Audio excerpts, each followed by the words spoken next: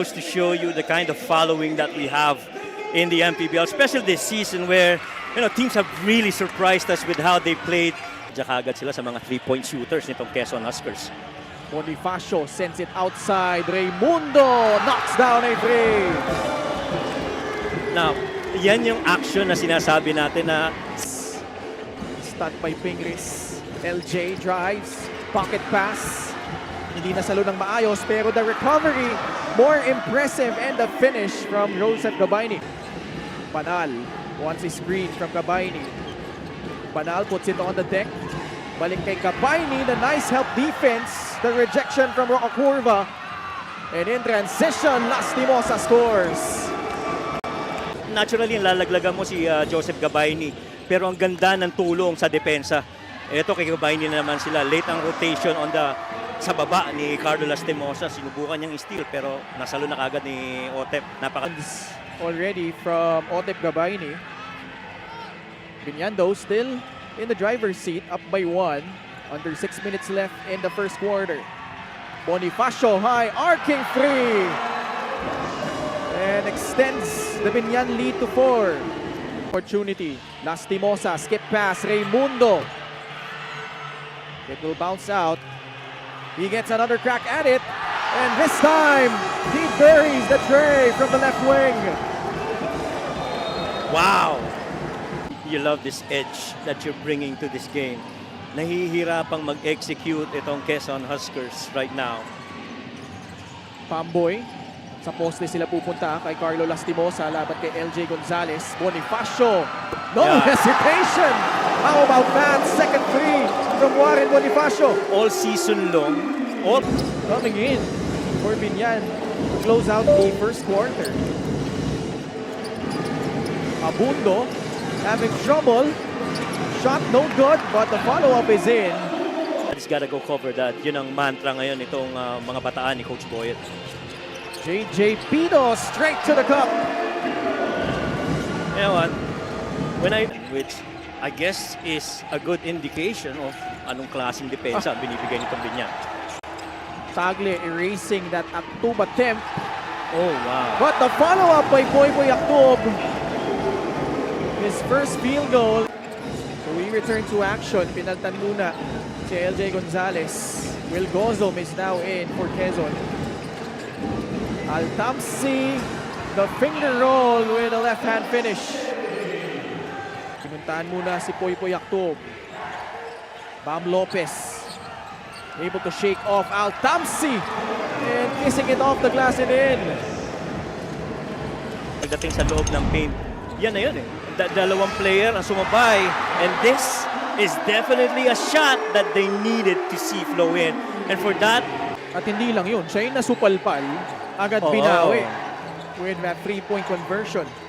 Laban din eh, no? Siyempre, bedista yan eh. Oo naman. Ito, galing Mapua. Warren Bonifacio drills in that mid-range jumper.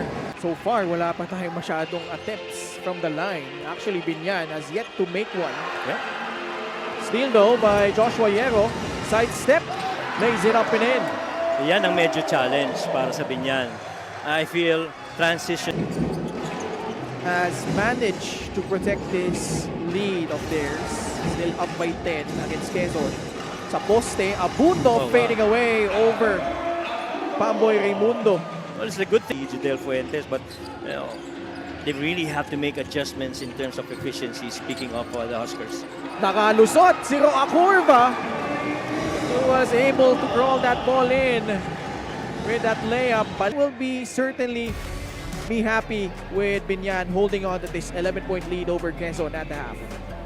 Lowest seeded team na maging champion dito sa South at makapasok sa National Final, samantalang ito namang Quezon gustong manumbalik dun sa National Finals. And Mark Pingris, that's the second time we've seen sa game na to start the game and then to start the third quarter na ganun yung naging ploy nitong Binyan. 13 puntos ang lamang. Fuentes drains the jumper but seemed like he rolled his ankle. Walang pito eh. Tingnan natin ha. Oh yeah, wala nga palang pito. We'll see that again. A drive. Oh. Oh, it was the other leg. It's not, hindi yung nag-kick na paa ni ni Judel, yung kaliwa, si Mark Pingris.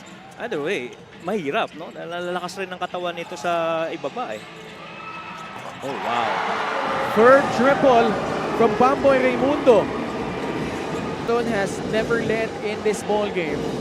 Pero dito ramdam mo, Ken, yung, nawala sa laro itong si LJ Gonzalez. Kung gaano ka-importanteng piyesa pagdating sa rotation nito. Raimundo though throws it away. Gonzalez. Tamsi straight away free. It's good. Ang dalawang bagay na gustuhan mo doon. Kung ikaw ang Quezon Huskers, bumaba ka agad si Tamsi. Boy, this is a chance for them to trim this down to single digits. Approaching the halfway point of the third. Gonzalez, step back jumper.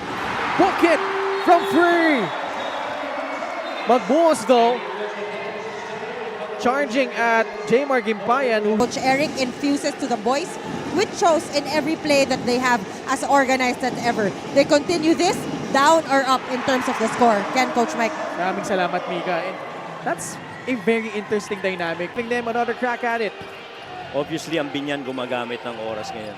They are taking the shot when it reaches roughly below 10 seconds. That's when they start attacking. Yun. Task to guard LJ Gonzalez. Nakakapasok lang din para sa Quezon. Gonzalez nakabuelo. That's too easy for LJ, but bad landing there, pero ending up with RJ Minerva. Abundo. Here come the Quezon Huskers. First basket from the former NPBL MVP Gab Banal. Ang bola sa half court, maraming pasahan, misdirect, tapos sa final 10 seconds, doon sila magsisimulang umatake.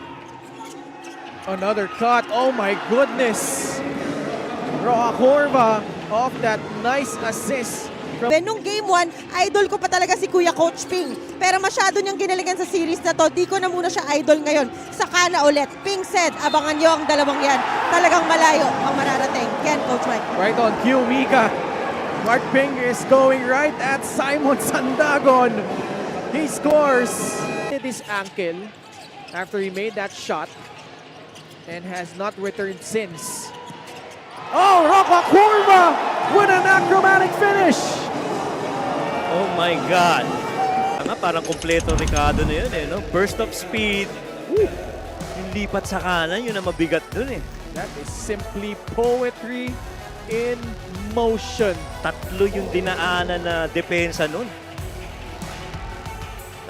In the playoffs, for the very first time, has a double-digit rebound performance. LJ knocks down a three. Still some life para dito sa Quezon Huskers. I've been off to the races on fast breaks for the Huskers, but dahil sa magandang pagtimo ni Pamboy, ito naging resulta para sa Binyan. Oh, wow!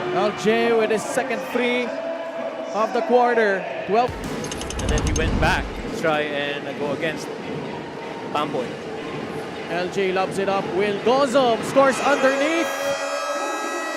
And Coach Boyet Fernandez will sue for time. 48, 8 puntos ang kailangan pang habulin ng Quezon.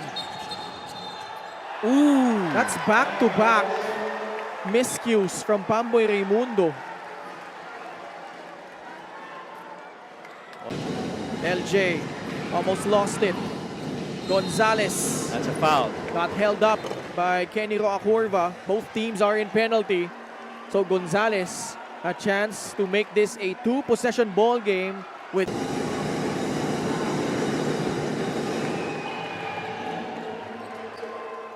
baba sa 7 ang lamang. 56-49.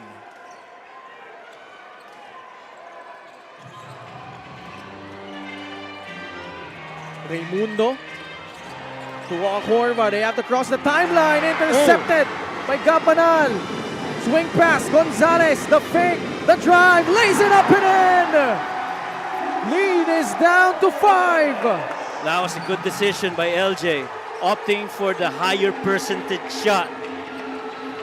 Roacorva getting past the defense. Don't need to foul if you're Quezon. Ooh! Pingris stepping on the baseline. to that. In fact, 3 more turnovers resulting to 21 turnover points. Will Gozom, this is big! Too strong. But Joshua Yero caught stepping on the baseline. Binyan dodging a bullet because Will Gozom was wide open. Double team. Foul. They push from Campanal. They are in penalty. So Roa Porva potentially some cushion for Binyan. He does not. Buhay pa ang Quezon. Gonzalez. 13 seconds left. LJ pulls up. Long three-pointer. Too strong. Tip-in is good. 7.6 seconds left. Binyan, no more timeouts. Quezon needs to foul. Time not on their side, and they do foul JJ Pido with 3.1 seconds remaining. They still have 1 timeout. JJ Pido. It makes it a 2-possession game. Yes. There you go. And he does. Timeout Quezon. There's that pin in. Altamsi. That's the shot. Oh! He misses. And that's gonna do it. Warren Bonifacio flirting with disaster, but for the second consecutive year, the South Division Finals comes down to 1 final game. Binyan holds off Quezon in game number 4 as the series shifts to Lucena for a winner-take-all game number 5.